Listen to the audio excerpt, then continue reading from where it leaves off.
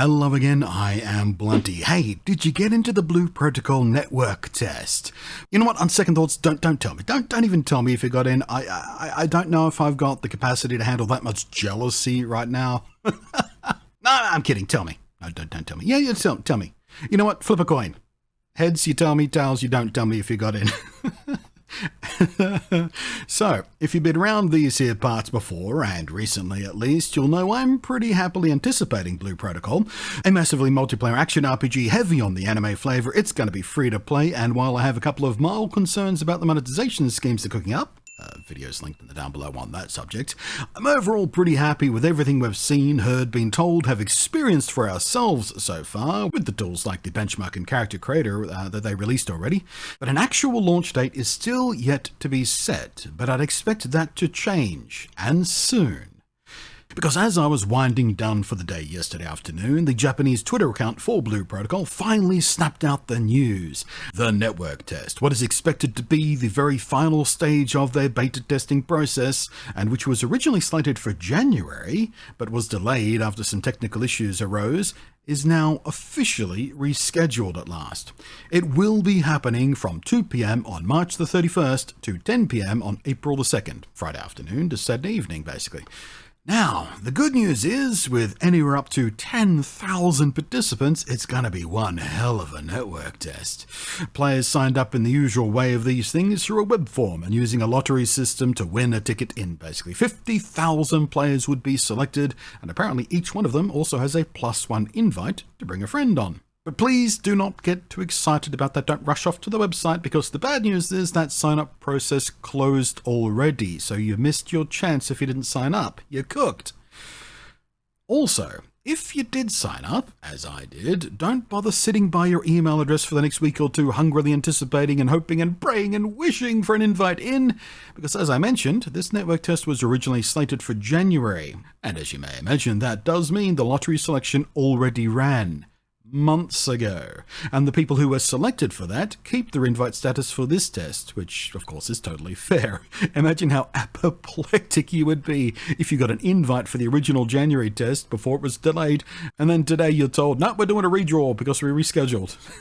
No one would be happy. I mean, we're gamers and it's a multiplayer game, so people will find reasons to start shit fights anyway. And I can almost hardly wait to see what the shitfights around the network test are going to be, because content creators will cover any shitfighting, because to my great personal annoyance, and negative toned content does consistently outperform positive stuff quite a lot of the time here on YouTube and pretty much everywhere else online.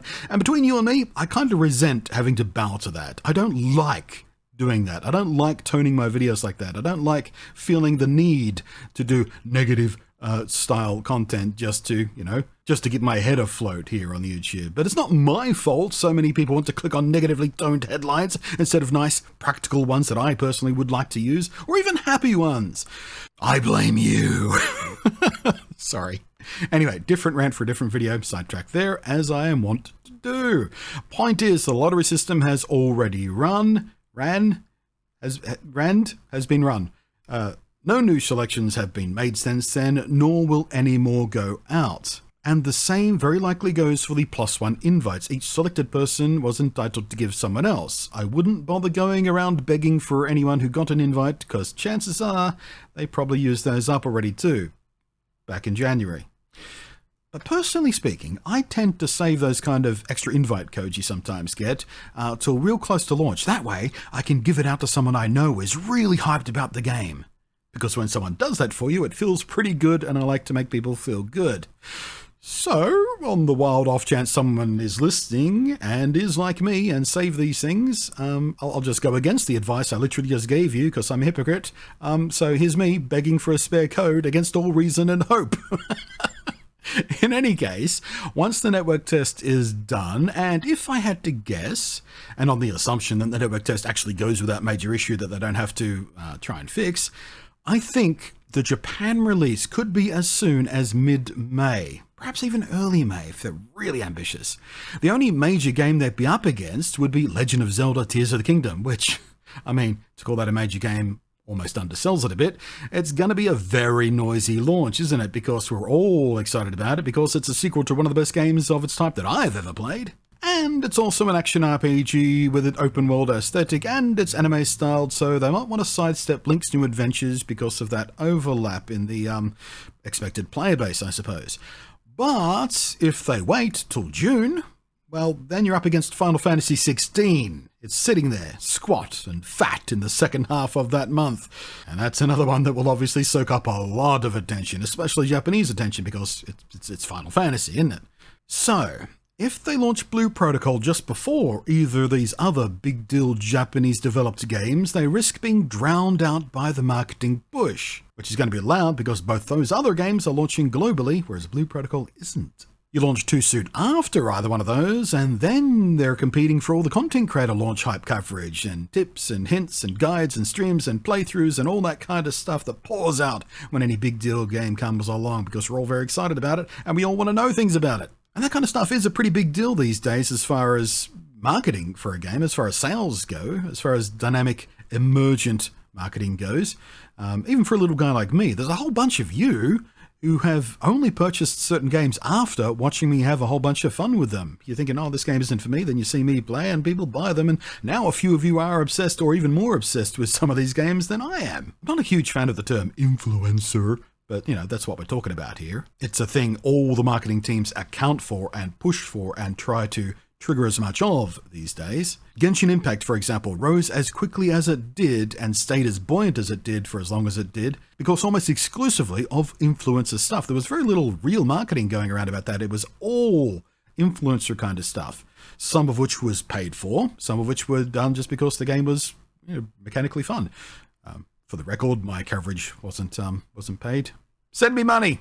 I need money.